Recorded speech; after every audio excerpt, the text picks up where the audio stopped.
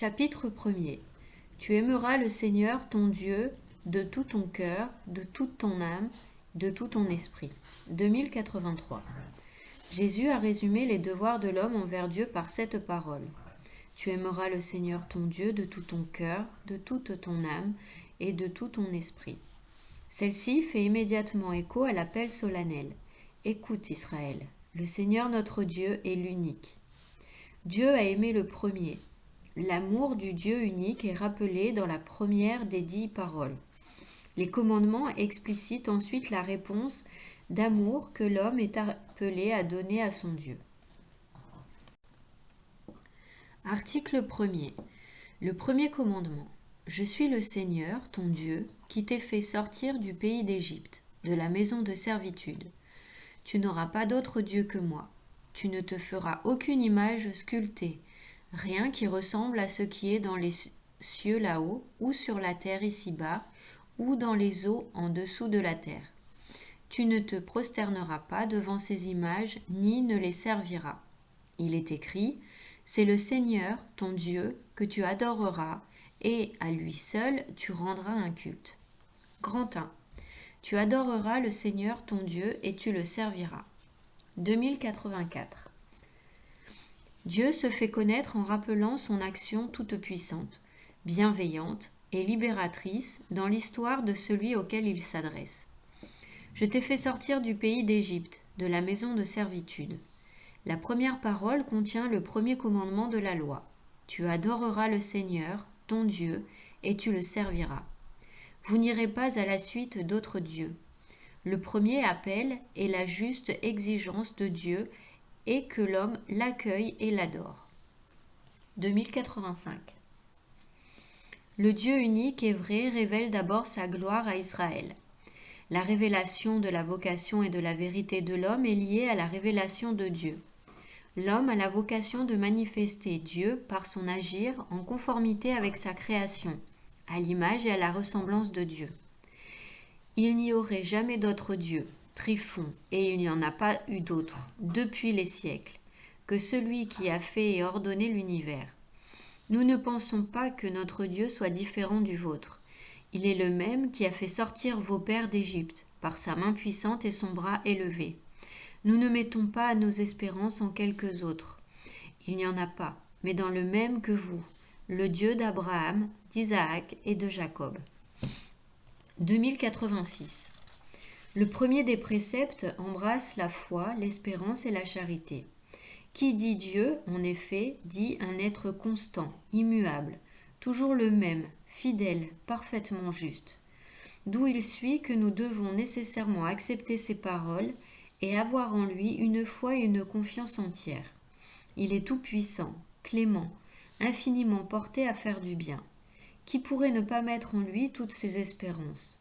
Et qui pourrait ne pas l'aimer en contemplant les trésors de bonté et de tendresse qu'il a répandus sur nous? De là cette formule que Dieu emploie dans la Sainte Écriture, soit au commencement, soit à la fin de ses préceptes, « Je suis le Seigneur ». La foi. 2087. Notre vie morale trouve sa source dans la foi en Dieu qui nous révèle son amour. Saint Paul parle de l'obéissance de la foi comme de la première obligation. Il fait voir dans la méconnaissance de Dieu le principe et l'explication de toutes les déviations morales. Notre devoir à l'égard de Dieu est de croire en lui et de lui rendre témoignage. 2088.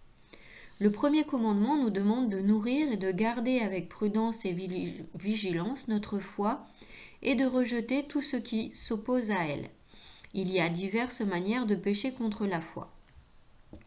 Le doute volontaire portant sur la foi néglige ou refuse de tenir pour vrai ce que Dieu a révélé et que l'Église propose à croire.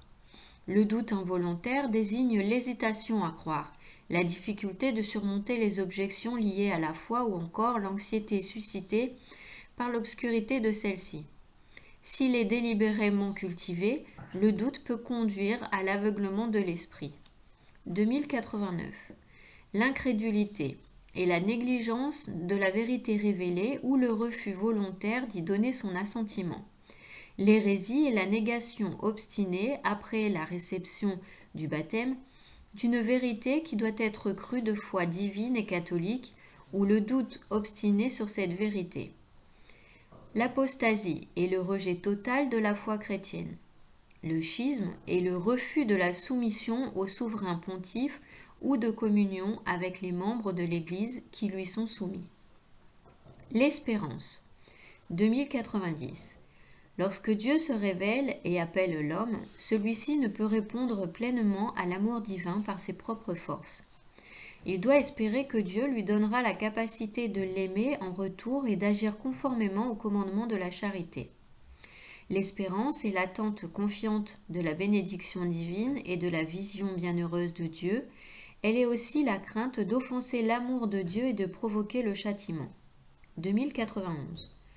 Le premier commandement vise aussi les péchés contre l'espérance qui sont le désespoir et la présomption. Par le désespoir, l'homme cesse d'espérer de Dieu son salut personnel, les secours pour y parvenir ou le pardon de ses péchés. Il s'oppose à la bonté de Dieu, à sa justice, car le Seigneur est fidèle à ses promesses et à sa miséricorde. 2092. Il y a deux sortes de présomption. Ou bien l'homme présume de ses capacités, espérant pouvoir se sauver sans l'aide d'en haut, ou bien il présume de la toute-puissance ou de la miséricorde divine, espérant obtenir son pardon sans conversion et la gloire sans mérite. La charité, 2093. La foi dans l'amour de Dieu enveloppe l'appel et l'obligation de répondre à la charité divine par un amour sincère. Le premier commandement nous ordonne d'aimer Dieu par-dessus tout et toutes les créatures, pour lui et à cause de lui. 2094. On peut pécher de diverses manières contre l'amour de Dieu. L'indifférence néglige ou refuse la considération de la charité divine. Elle en méconnaît la prévenance et en dénie la force. L'ingratitude omet ou récuse de reconnaître la charité divine et de lui rendre en retour amour pour amour. La tiédeur est une hésitation ou une négligence à répondre à l'amour divin. Elle peut impliquer le refus de se livrer au mouvement de la charité. L'assédie, ou paresse spirituelle, va jusqu'à refuser la joie qui vient de Dieu et à prendre en horreur le bien divin. La haine de Dieu vient de l'orgueil. Elle s'oppose à l'amour de Dieu dont elle nie la bonté et qu'elle prétend maudire comme celui qui prohibe les péchés et qui inflige les peines. Grand 2.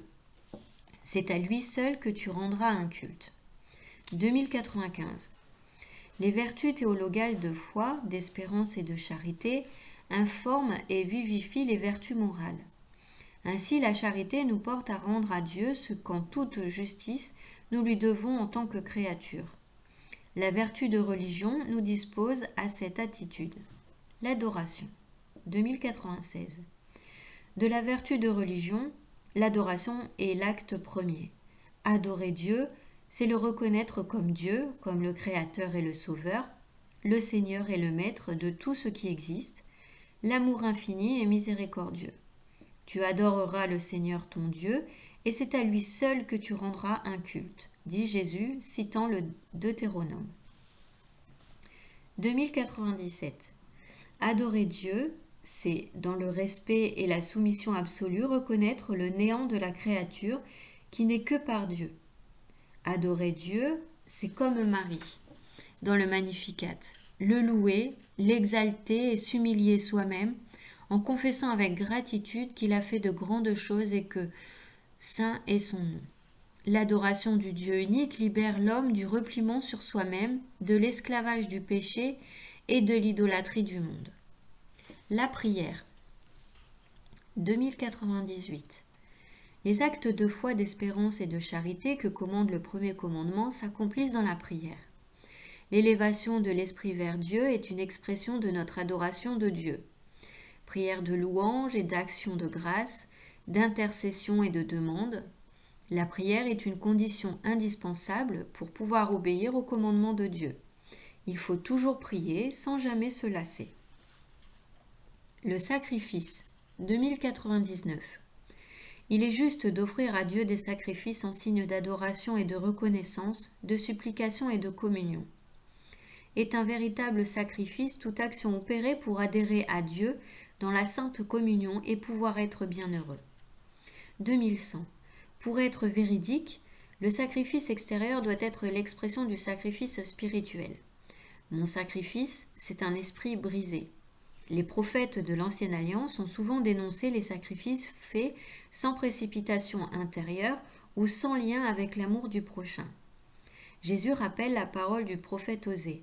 C'est la miséricorde que je désire, et non le sacrifice.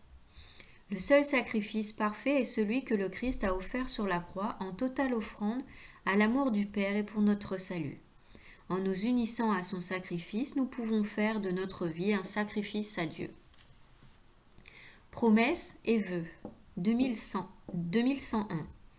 En plusieurs circonstances, le chrétien est appelé à faire des promesses à Dieu. Le baptême et la confirmation, le mariage et l'ordination en comportent toujours. Par dévotion personnelle, le chrétien peut aussi promettre à Dieu tel acte, telle prière, telle aumône, tel pèlerinage, etc. La fidélité aux promesses faites à Dieu est une manifestation du respect dû à la majesté divine et de l'amour envers le Dieu fidèle. 2102. Le vœu, c'est-à-dire la promesse délibérée et libre faite à Dieu d'un bien possible et meilleur, doit être accompli au titre de la vertu de religion. Le vœu est un acte de dévotion dans lequel le chrétien se voue lui-même à Dieu ou lui promet une œuvre bonne. Par l'accomplissement de ses vœux, il rend donc à Dieu ce qui lui a été promis et consacré. Les actes des apôtres nous montrent saint Paul soucieux d'accomplir les vœux qu'il a faits. 2103. L'Église reconnaît une valeur exemplaire au vœu de pratiquer les conseils évangéliques.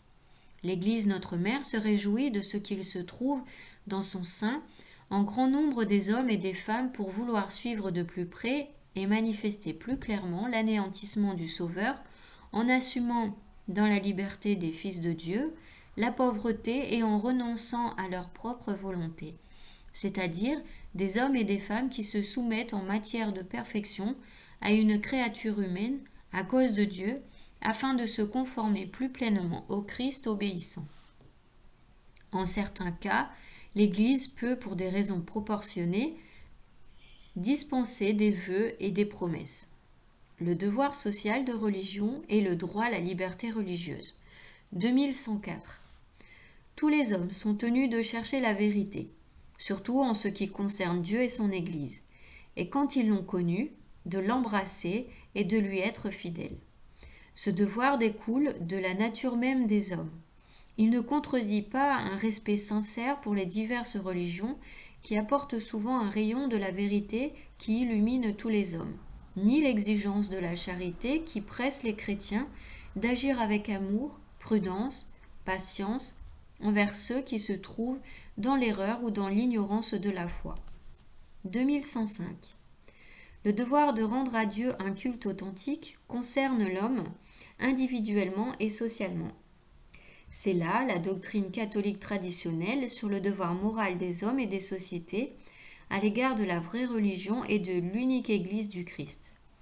En évangélisant sans cesse les hommes, l'Église travaille à ce qu'ils puissent pénétrer d'esprit chrétien les mentalités, les mœurs, les lois et les structures de la communauté où ils vivent. Le devoir social des chrétiens est de respecter et d'éveiller en chaque homme l'amour du vrai et du bien. Il leur demande de faire connaître le culte de l'unique vraie religion qui subsiste dans l'Église catholique et apostolique. Les chrétiens sont appelés à être la lumière du monde. L'Église manifeste ainsi la royauté du Christ sur toute la création et en particulier sur les sociétés humaines. 2106. Qu'en matière religieuse, nul ne soit forcé d'agir contre sa conscience, ni empêché d'agir dans de justes limites, suivant sa conscience en privé comme en public, seul ou associé à d'autres. Ce droit est fondé sur la nature même de la personne humaine, dont la dignité la fait adhérer librement à la vérité divine qui transcende l'ordre temporel. C'est pourquoi il persiste même en ceux-là qui ne satisfont pas à l'obligation de chercher la vérité et d'y adhérer. 2107. Si, en raison des circonstances particulières dans lesquelles se trouvent les peuples, une reconnaissance civile spéciale est accordée dans l'ordre juridique de la cité à une société religieuse donnée, il est nécessaire qu'en même temps, pour tous les citoyens et toutes les communautés religieuses, le droit à la liberté en matière religieuse soit reconnu et respecté. 2108. Le droit à la liberté religieuse n'est ni la permission morale d'adhérer à l'erreur, ni un droit supposé à l'erreur, mais un droit naturel de la personne humaine à la liberté civile, c'est-à-dire à l'immunité de contraintes extérieures dans de justes limites, en matière religieuse de la part du pouvoir politique. Ce droit naturel doit être reconnu dans l'ordre juridique de la société de telle manière qu'il constitue un droit civil. 2109. Le droit à la liberté religieuse ne peut être de soi ni limité seulement par un ordre public conçu de manière positiviste ou naturaliste. Les justes limites qui lui sont inhérentes doivent être déterminées pour chaque situation sociale par la prudence politique selon les exigences du bien commun et ratifiées par l'autorité civile selon les règles juridiques conformes à l'ordre moral objectif. Grand 3. Tu n'auras pas d'autre Dieu devant moi. 2110. Le premier commandement interdit d'honorer d'autres dieux que l'unique Seigneur qui s'est révélé à son peuple. Il proscrit la superstition et l'irréligion. La superstition représente en quelque sorte un excès pervers de religion. L'irréligion est un vice opposé par défaut à la vertu de religion. La superstition, 2111. La superstition est la déviation du sentiment religieux et des pratiques qu'il impose. Il peut affecter aussi le culte que nous rendons au vrai Dieu.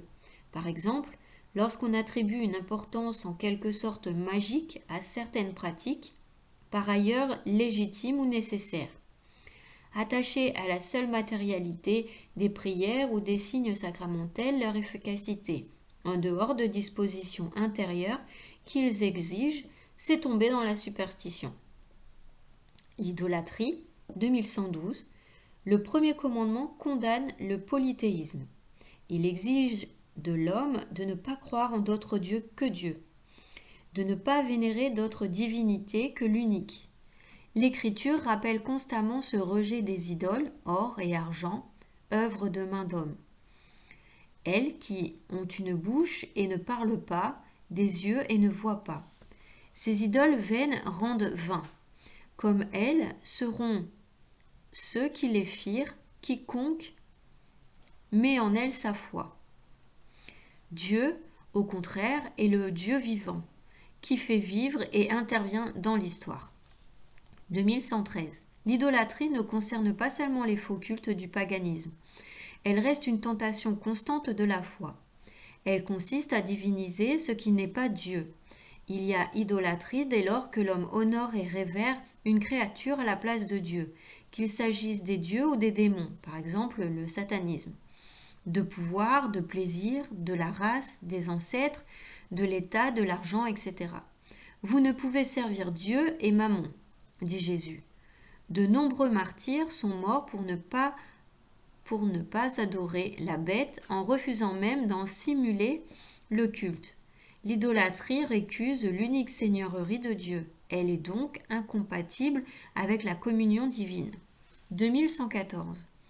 La vie humaine s'unifie dans l'adoration de l'unique. Le commandement d'adorer le seul Seigneur simplifie l'homme et le sauve d'une dispersion infinie. L'idolâtrie est une perversion du sens religieux inné de l'homme. L'idolâtrie est celui qui rapporte à n'importe quoi plutôt qu'à Dieu son indestructible notion de Dieu. Divination et magie, 2115. Dieu peut révéler l'avenir à ses prophètes ou à d'autres saints.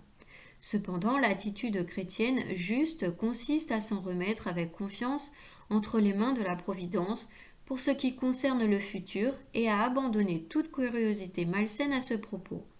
L'imprévoyance peut consister à un manque de responsabilité. 2116. Toutes les formes de divination sont à rejeter.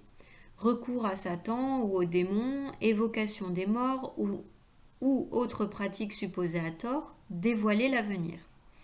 La consultation des horoscopes, l'astrologie, la chiromancie, l'interprétation des présages et des sorts, les phénomènes de voyance, le recours aux médiums recèlent une volonté de puissance sur le temps, sur l'histoire et finalement sur les hommes, en même temps qu'un désir de se concilier les puissances cachées. Elles sont en contradiction avec l'honneur et le respect, mêlées de craintes aimantes que nous devons à Dieu seul. 2117. Toutes les pratiques de magie ou de sorcellerie par lesquelles on prétend domestiquer les puissances occultes pour les mettre à son service et obtenir un pouvoir surnaturel sur le prochain, fût-ce pour lui procurer la santé, sont gravement contraires à la vertu de religion. Ces pratiques sont plus condamnables encore quand elles s'accompagnent d'une intention de nuire à autrui ou qu'elles recourent à l'intervention des démons. Le port des amulettes est lui aussi répréhensible. Le spiritisme implique souvent des pratiques divinatoires ou magiques. Aussi l'Église avertit-elle les fidèles de s'en garder. Le recours aux médecines dites traditionnelles ne légitime ni l'invocation des puissances mauvaises ni l'exploitation de la crédulité d'autrui. L'irréligion, 2118. Le premier commandement de Dieu réprouve les principaux péchés d'irréligion. L'action de tenter Dieu, en parole ou en acte, le sacrilège et la simonie. 2119. L'action de tenter Dieu consiste en une mise à l'épreuve, en parole ou en acte, de sa bonté et de sa toute-puissance. C'est ainsi que Satan voulait obtenir de Jésus qu'il se jette du temple et force Dieu par ce geste à agir. Jésus lui oppose la parole de Dieu. Tu ne tenteras pas le Seigneur ton Dieu. Le défi que contient pareille tentation de Dieu blesse le respect et la confiance que nous devons à notre Créateur et Seigneur. Il inclut toujours un doute concernant son amour, sa providence et sa puissance. 2120. Le sacrilège consiste à profaner ou à traiter indignement les sacrements et les autres actions liturgiques, ainsi que les personnes, les choses et les lieux consacrés à Dieu. Le sacrilège est un péché grave, surtout quand il est commis contre l'Eucharistie, puisque, dans ce sacrement, le corps même du Christ nous est rendu présent substantiellement. 2121.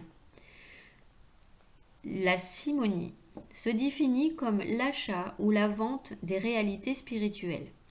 À Simon le magicien, qui voulait acheter le pouvoir spirituel qu'il voyait à l'œuvre dans les apôtres, Pierre répond « Périsse ton argent, et toi avec lui, puisque tu as cru acheter le don de Dieu à prix d'argent. » Il se conformait ainsi à la parole de Jésus. « Vous avez reçu gratuitement, donnez gratuitement. » Il est impossible de s'approprier les biens spirituels et de se comporter à leur égard comme un possesseur ou un maître, puisqu'ils ont leur source en Dieu.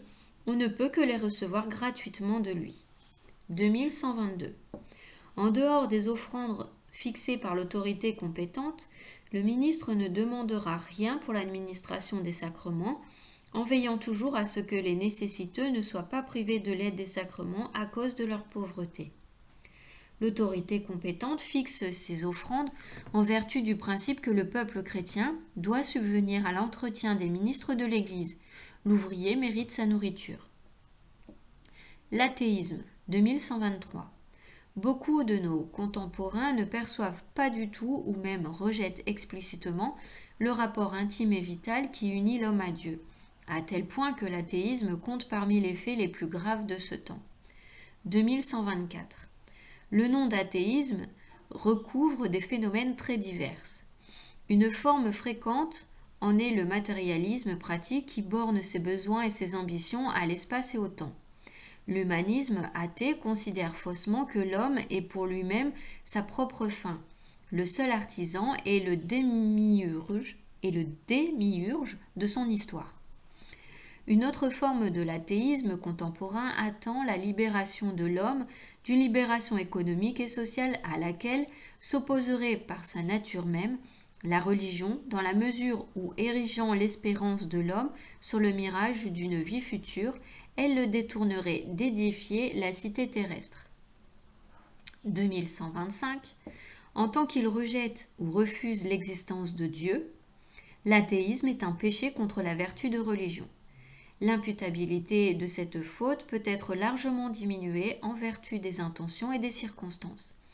Dans la Genèse et la diffusion de l'athéisme, les croyants peuvent avoir une part qui n'est pas mince dans la mesure où, par la négligence dans l'éducation de la foi, par des représentations trompeuses de la doctrine, et aussi par des défaillances de leur vie religieuse, morale et sociale, on peut dire qu'ils voient l'authentique visage de Dieu et de la religion plus qu'ils ne le révèlent.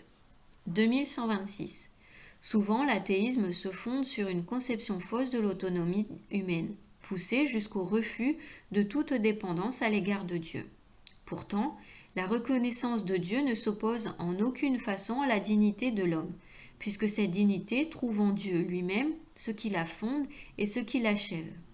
L'Église sait que son message est en accord avec le fond secret du cœur humain. L'agnosticisme, 2127. L'agnosticisme revêt plusieurs formes. Dans certains cas, l'agnostique se refuse à nier Dieu. Il postule au contraire l'existence d'un être transcendant qui ne pourrait se révéler et dont personne ne saurait rien dire. Dans d'autres cas, l'agnostique ne se prononce pas sur l'existence de Dieu, déclarant qu'il est impossible de l'approuver et même de l'affirmer ou de la nier. 2128.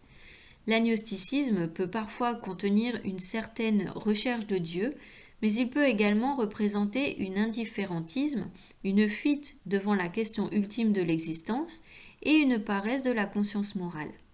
L'agnosticisme équivaut trop souvent à un athéisme pratique.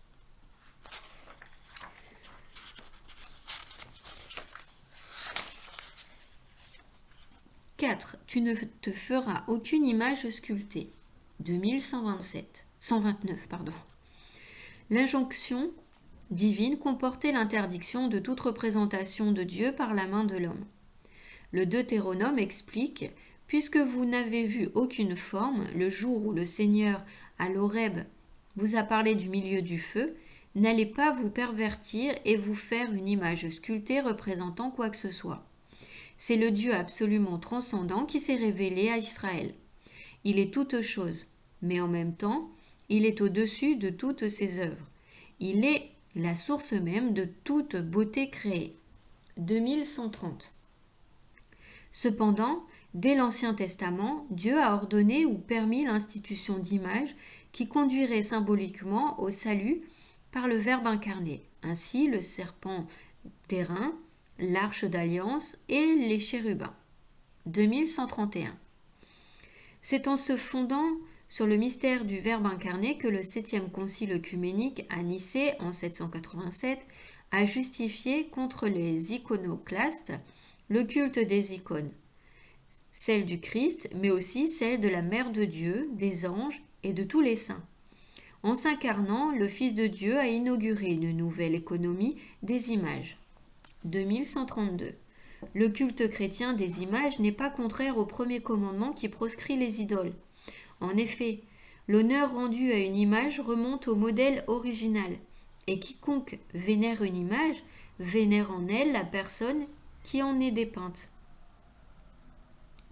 est dépeinte. L'honneur rendu aux saintes images est une vénération respectueuse, non une adoration qui ne convient qu'à Dieu seul.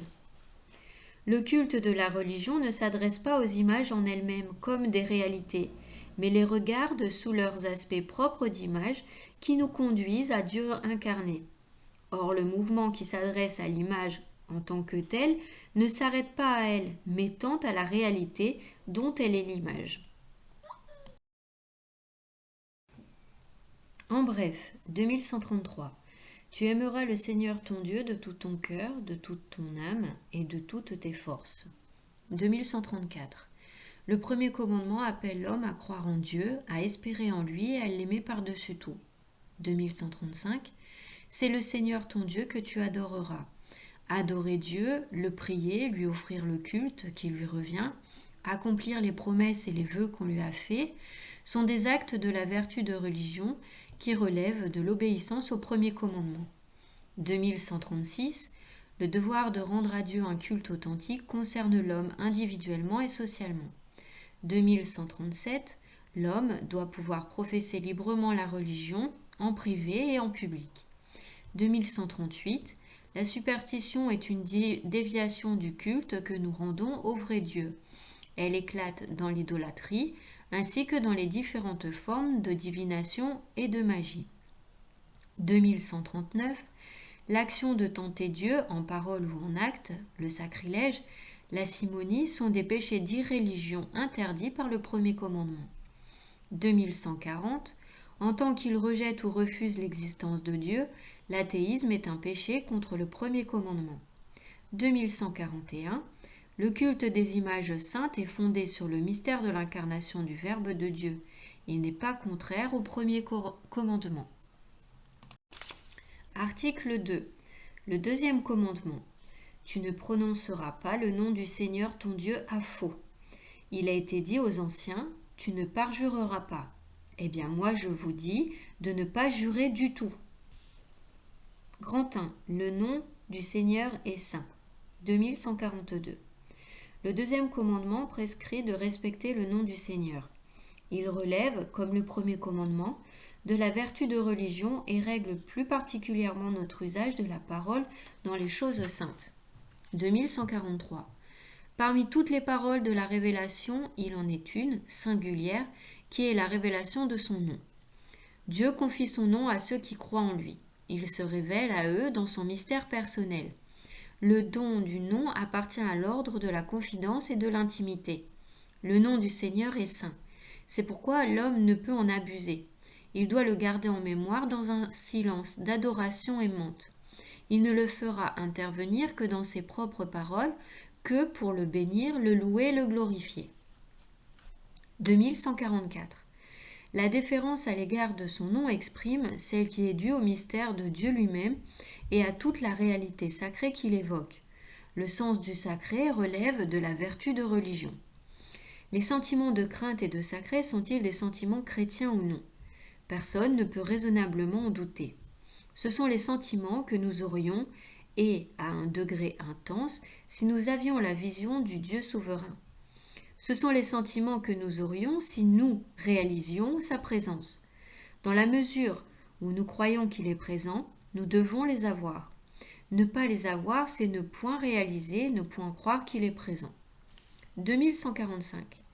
Le fidèle doit témoigner du nom du Seigneur, en confessant sa foi sans céder à la peur.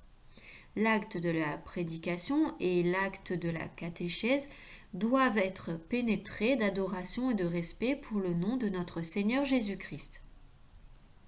2146. Le deuxième commandement interdit l'abus du nom de Dieu, c'est-à-dire tout usage inconvenant du nom de Dieu, de Jésus-Christ, de la Vierge Marie et de tous les saints. 2147. Les promesses faites à autrui au nom de Dieu engagent l'honneur, la fidélité, la véracité et l'autorité divine. Elles doivent être respectées en justice. Leur être infidèle, c'est abuser du nom de Dieu et en quelque sorte faire de Dieu un menteur. 2148. Le blasphème s'oppose directement au deuxième commandement.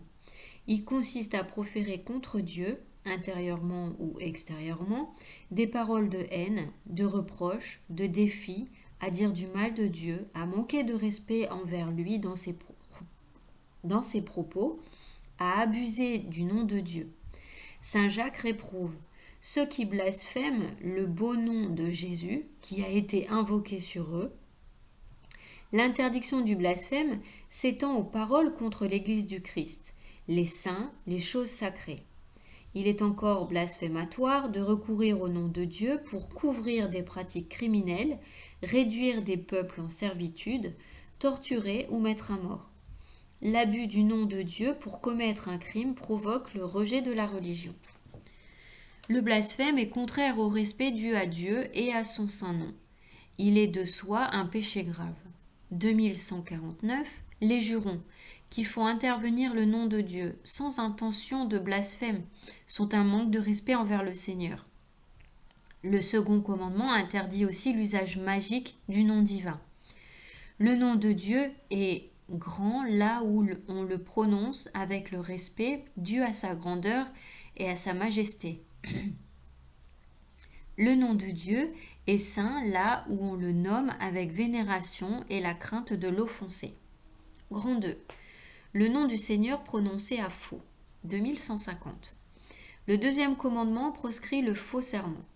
Faire serment ou jurer, c'est prendre Dieu à témoin de ce que l'on affirme. C'est invoquer la véracité divine en gage de sa propre véracité. Le serment engage le nom du Seigneur. C'est ton Dieu que tu craindras, lui que tu serviras. C'est par son nom que tu jureras. 2151. La réprobation du faux serment est un devoir envers Dieu, comme Créateur et Seigneur. Dieu est la règle de toute vérité. La parole humaine est en accord ou en opposition avec Dieu qui est la vérité même. Lorsqu'il est véridique et légitime, le serment met en lumière le rapport de la parole humaine à la vérité de Dieu. Le faux serment appelle Dieu à témoigner d'un mensonge. 2152. Et parjure celui qui, sous serment, fait une promesse qu'il n'a pas l'intention de tenir ou qui, après avoir promis sous serment, ne s'y tient pas. Le parjure constitue un grave manque de respect envers le Seigneur de toute parole. S'engager par serment à faire une œuvre mauvaise est contraire à la sainteté du nom divin. 2153.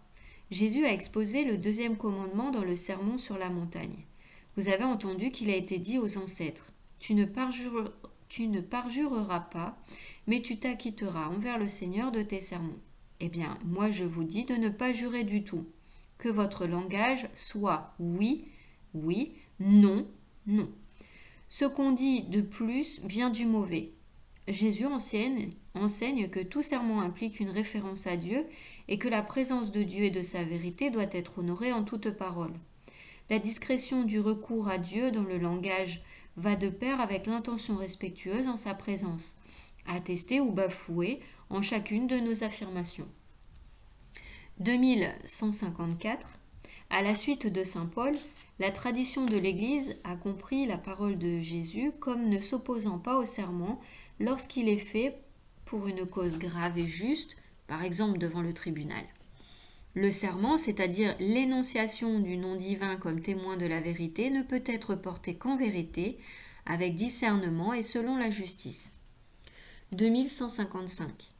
La sainteté du nom divin exige de ne pas recourir à lui pour des choses futiles et de ne pas prêter serment dans des circonstances susceptibles de le faire interpréter comme une approbation du pouvoir qu'il exigerait injustement. Lorsque le serment est exigé par des autorités civiles illégitimes, il peut être refusé. Il doit l'être quand il est demandé à des fins contraires à la dignité des personnes ou à la communion de l'Église. Grand 3. Le nom chrétien. 2156. Le sacrement de baptême est conféré au nom du Père et du Fils et du Saint-Esprit. Dans le baptême, le nom du Seigneur sanctifie l'homme et le chrétien reçoit son nom dans l'Église. Ce peut être celui d'un saint, c'est-à-dire d'un disciple qui a vécu une vie de fidélité exemplaire à son Seigneur. Le patronage du saint offre un modèle de charité et assure de son intercession. Le nom de baptême peut encore exprimer un mystère chrétien ou une vertu chrétienne. Les parents, les parrains et le curé veilleront à ce que ne soit pas donné de prénom étranger au sens chrétien. 2157. Le chrétien commence sa journée, ses prières et ses actions par le signe de la croix. Au nom du Père et du Fils et du Saint-Esprit. Amen. Le baptisé voue la journée à la gloire de Dieu et fait appel à la grâce du Sauveur qui lui permet d'agir dans l'esprit comme enfant du Père. Le signe de la croix nous fortifie dans les tentations et dans les difficultés. 2158. Dieu appelle chacun par son nom. Le nom de tout homme est sacré. Le nom est l'icône de la personne. Il exige le respect en signe de la dignité de celui qui le porte. 2159. Le nom reçu est un nom d'éternité. Dans le royaume, le caractère mystérieux et unique de chaque personne marquée du nom de Dieu resplendira en pleine lumière. Au vainqueur, je donnerai un caillou blanc, portant gravé un nom nouveau que nul ne connaît, hormis celui qui le reçoit. Voici que l'agneau apparut à mes yeux. Il se tenait sur le mont Sion, avec 144 milliers de gens portant inscrit sur le front son nom et le nom de son Père. En bref, 2160. Ô Seigneur notre Dieu, qu'il est grand ton nom par tout l'univers. 2161. Le deuxième commandement prescrit de respecter le nom du Seigneur. Le nom du Seigneur est saint. 2162. Le second commandement interdit tout usage inconvenant du nom de Dieu. Le blasphème consiste à user du nom de Dieu, de Jésus-Christ, de la Vierge Marie et des saints d'une façon injurieuse. 2163. Le faux serment appelle Dieu à témoigner d'un mensonge. Le parjure est un manquement grave envers le Seigneur, toujours fidèle à ses promesses. 2164. Ne jurez ni par le Créateur ni par la créature, si ce n'est avec vérité, nécessité et révérence. 2165. Dans le baptême, le chrétien reçoit son nom dans l'Église. Les parents, les parrains et le curé veilleront à ce que lui soit donné un prénom chrétien. Le patronage d'un saint offre un modèle de charité et assure sa prière. 2166. Le chrétien commence ses prières et ses actions par le signe de la croix, au nom du Père et du Fils et du Saint-Esprit. Amen. 2167. Dieu appelle chacun par son nom. Article 3. Le troisième commandement. Souviens-toi du jour du sabbat pour le sanctifier. Pendant 6 jours tu travailleras et tu feras tout ton ouvrage. Mais le 7e jour est un sabbat pour le Seigneur ton Dieu. Tu n'y feras aucun ouvrage. Le sabbat a été fait pour l'homme, et non l'homme pour le sabbat, en sorte que le Fils de l'homme est maître même du sabbat. Grand 1. Le jour du sabbat. 2168. Le troisième commandement du décalogue rappelle la sainteté du sabbat. Le 7e jour est un sabbat, un repos complet consacré au Seigneur. 2169. L'Écriture fait à ce propos mémoire de la création, car en 6 jours le Seigneur a fait le ciel et la terre, la mer et tout ce qui s'y trouve, mais il s'est reposé le 7e jour. Voilà pourquoi le Seigneur a béni le jour du sabbat, il l'a sanctifié. 2170. L'Écriture révèle encore le jour du Seigneur, un mémorial de la libération d'Israël et de la servitude d'Égypte. Tu te souviendras que tu as été esclave au pays d'Égypte, et que le Seigneur ton Dieu t'en a fait sortir à main forte et à bras étendus. Voilà pourquoi le Seigneur ton Dieu te demande de pratiquer le jour du sabbat. 2171. Dieu a confié à Israël le sabbat pour qu'il le garde en signe de l'alliance infrangible. Le sabbat est pour le Seigneur saintement réservé à la louange de Dieu, de son œuvre de création et de ses actions salvifiques en faveur d'Israël. 2172. L'agir de Dieu est le modèle de l'agir humain. Si Dieu a repris haleine le 7e jour, l'homme doit aussi chômer et laisser les autres, surtout les pauvres, reprendre leur souffle. Le sabbat fait cesser les travaux quotidiens et accorde un répit. C'est un jour de protestation contre les servitudes du travail et le culte de l'argent. 2173, l'Évangile rapporte de nombreux incidents où Jésus est accusé de violer la loi du sabbat. Mais jamais Jésus ne manque à la sainteté de ce jour. Il en donne avec autorité l'interprétation authentique. Le sabbat était fait pour l'homme, et non l'homme pour le sabbat. Avec compassion, le Christ s'autorise, le jour du sabbat, de faire du bien plutôt que le mal, de sauver une vie plutôt que de la tuer. Le sabbat est le jour du Seigneur, des miséricordes et de l'honneur de Dieu. Le Fils de l'homme est maître du sabbat. Grand 2. Le jour du Seigneur. Ce jour qu'a fait le Seigneur, exultons et soyons dans la joie. Le jour de la résurrection, la création nouvelle. 2174. Jésus est ressuscité d'entre les morts, le premier jour de la semaine. En tant que premier jour, le jour de la résurrection du Christ rappelle la première création. En tant que 8e jour, qui suit le sabbat, il signifie la nouvelle création inaugurée avec la résurrection du Christ. Il est devenu pour les chrétiens le premier de tous les jours, la première de toutes les fêtes, le jour du Seigneur, le dimanche. Nous nous rassemblons tous le jour du soleil parce que c'est le premier jour, après le sabbat juif, mais aussi le premier jour où Dieu, tirant la matière des ténèbres, a créé le monde et que, ce même jour, Jésus-Christ, notre Sauveur, ressuscita d'entre les morts. Le dimanche, accomplissement du sabbat, 2175. Le dimanche se distingue expressément du sabbat auquel il succède chronologiquement chaque semaine et dont il remplace pour les chrétiens la prescription cérémonielle. Il accomplit, dans la Pâque du Christ, la vérité spirituelle du sabbat juif et annonce le repos éternel de l'homme en Dieu, car le culte de la loi préparait le mystère du Christ et ceux qui s'y pratiquaient figuraient quelques traits relatifs au Christ. Ceux qui vivaient selon l'ancien ordre des choses sont venus à la nouvelle espérance, n'observant plus le sabbat, mais le jour du Seigneur, en lequel notre vie est bénie par lui et par son nom. 2176. La célébration du dimanche observe la prescription morale naturellement inscrite au cœur de l'homme de rendre à Dieu un culte extérieur, visible, public et régulier sous le signe de son bienfait universel envers les hommes.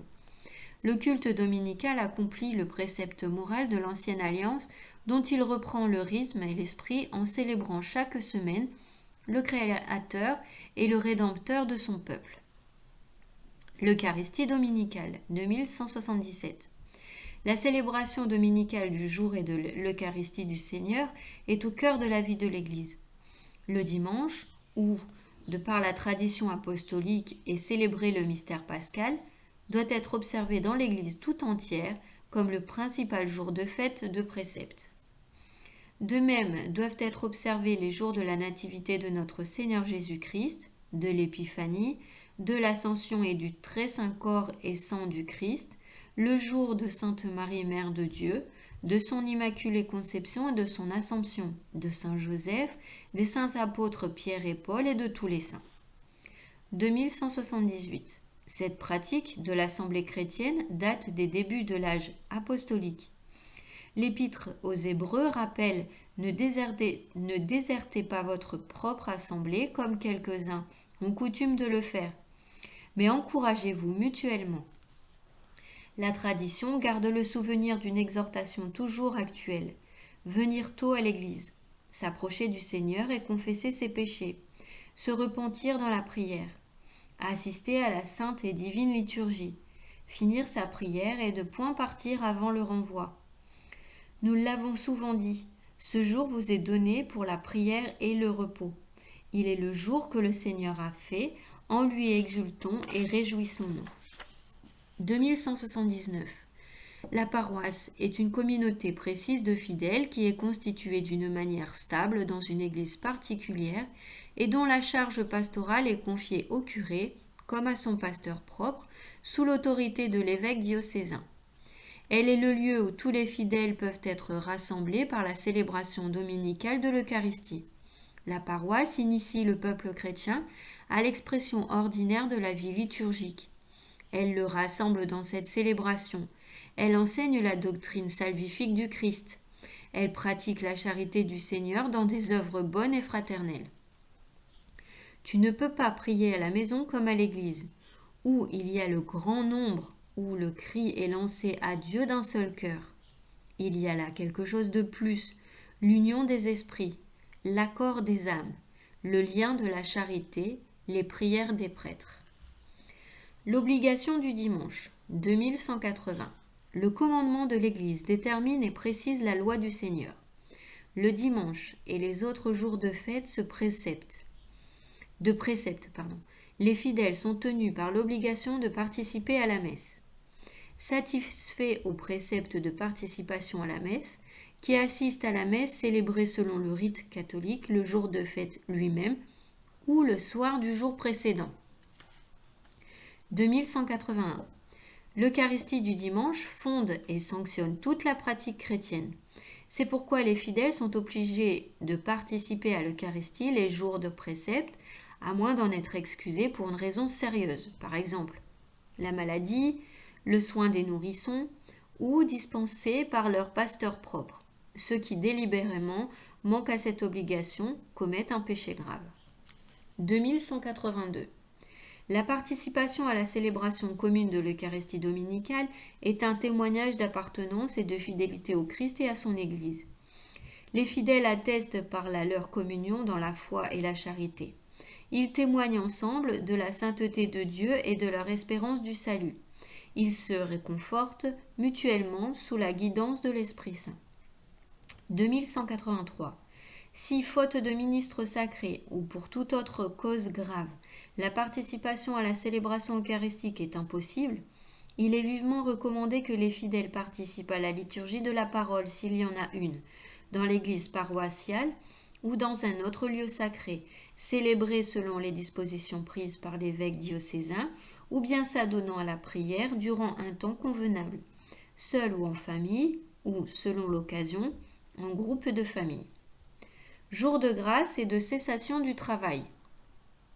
2184. Comme Dieu se reposa le 7e jour après tout le travail qu'il avait fait, la vie humaine est rythmée par le travail et le repos. L'institution du jour du Seigneur contribue à ce que tous jouissent du temps de repos et de loisirs suffisants qui leur permettent de cultiver leur vie familiale, culturelle, sociale et religieuse. 2185. Pendant le dimanche et les autres jours de fête de précepte, les fidèles s'abstiendront de livrer à des travaux ou à des activités qui empêchent le culte du Dieu, la joie propre au jour du Seigneur, la pratique des œuvres de miséricorde et la détente convenable de l'esprit et du corps. Les nécessités familiales ou une grande utilité sociale constituent des excuses légitimes vis-à-vis du précepte du repos dominical. Les fidèles veilleront à ce que de légitimes excuses n'introduisent pas des habitudes préjudiciables à la religion, à la vie de famille et à la santé. L'amour de la vérité cherche le saint loisir, la nécessité de l'amour accueille le juste travail. 2186.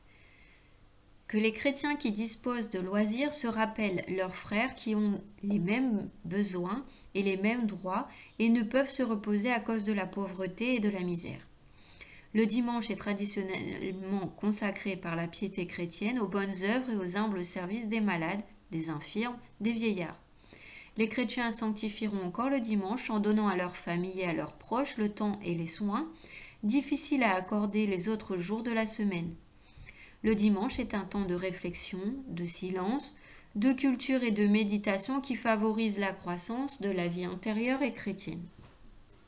2187. Sanctifier les dimanches et jours de fête exige un effort commun. Chaque chrétien doit éviter d'imposer sans nécessité à autrui ce qui l'empêcherait de garder le jour du Seigneur. Quand les coutumes, sport, restaurants, etc., et les contraintes sociales, services publics, etc., requièrent de certains un travail dominical, chacun garde la responsabilité d'un temps suffisant de loisirs. Les fidèles veilleront avec tempérance et charité à éviter les excès et les violences engendrées parfois par des loisirs de masse. Malgré les contraintes économiques, les pouvoirs publics veilleront à assurer aux citoyens un temps destiné au repos et au culte divin. Les employeurs ont une obligation analogue vis-à-vis de leurs employés. 2188. Dans le respect de la liberté religieuse et du bien commun de tous, les chrétiens ont à faire reconnaître les dimanches et jours de fête de l'Église comme des jours fériés légaux. Ils ont à donner à tous un exemple public de prière, de respect et de joie, et à défendre leur tradition comme une contribution précieuse à la vie spirituelle de la société humaine.